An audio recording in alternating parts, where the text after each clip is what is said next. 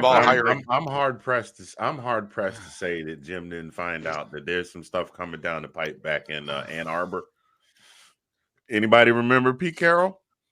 Sure, he took off from USC quicker than me at a lunch buffet. Like his Absolutely, that guy was because he was going to be. right.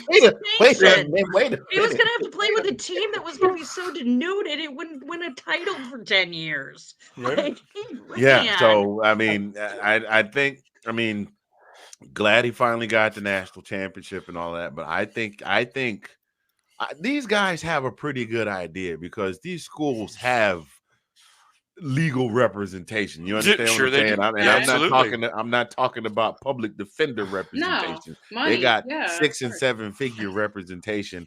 And I think that guy said, hey, Jim, there's some stuff coming down the pipe. You can stick around and ride it out, or you can get ahead. If I was you, I would go on over to the NFL and make your money because they're gonna strip this. They're going to strip this chicken down to the bone like Thanksgiving Day at the Clumps. For real. Yep. And that's how. Well, I mean, again, and everybody started declaring for the draft after that, too, if you notice. Like, there's like 15, 16 members of that Wolverines team are like, yeah, we're not coming back. I mean, some of them were seniors, don't get me wrong.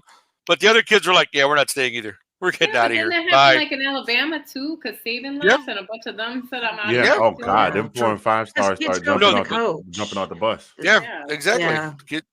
The Washington players were like blindsided when they let my and then they're leaving too. Some of them are drafting and already entering the transfer portal. So it's like we knew lose someone that took you to like multiple conference wins, but whatever. It's like you don't want to go back to being a mediocre or giving that or at least risking that. You know, you're just like,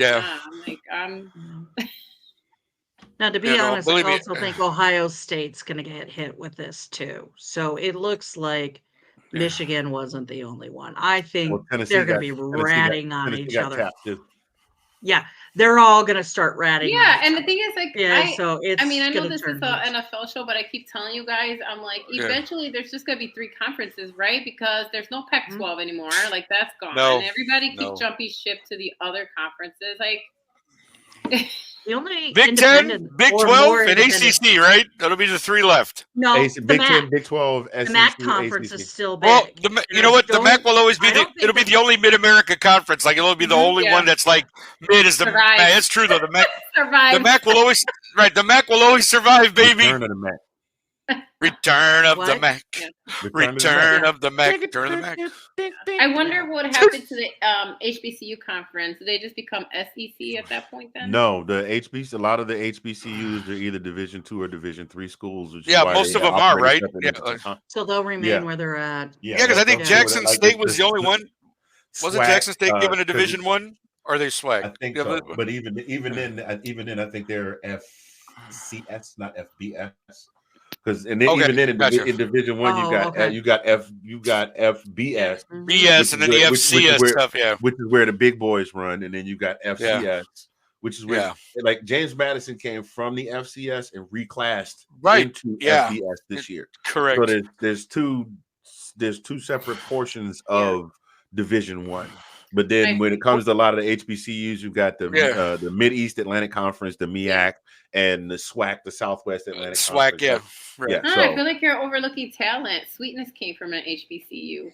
Jackson State, baby. Let me tell you something. Y'all can't talk about talent that came from HBCU and not mention Uncle Shay Shay.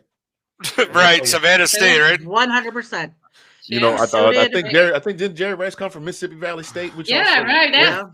That's what my favorite part of covering HBCUs is because I get to shout out like the fraternities. And I know that makes me happy. Right. Exactly. Right. There he goes. Get him going. They got him going. There it is. Sorry, anyway. Fun fact. Well, I'm not doing fun fact. It doesn't have anything to do with the NFL. Sorry, Jim. But back to Jim. But since we're talking about, can I throw this last HBCU? Yes, please. You can throw whatever you want to throw in there, sir. Go ahead. I promise I won't tell a joke about the 3 women in the duck again. I just saw that today. It made me laugh. Okay. Too Tall Jones on this date. I don't remember when, but on this date, Too Tall Jones became the first #1 draft pick in the NFL. Drafted from an HBCU. Oh, sweet. And then started a successful wrestling career after that. Way to go, Too Tall Jones. And I think he boxed for a little bit too. Yeah, he did all kind of stuff. He was just because he was tall. Or as he put it, he was too tall. There you go.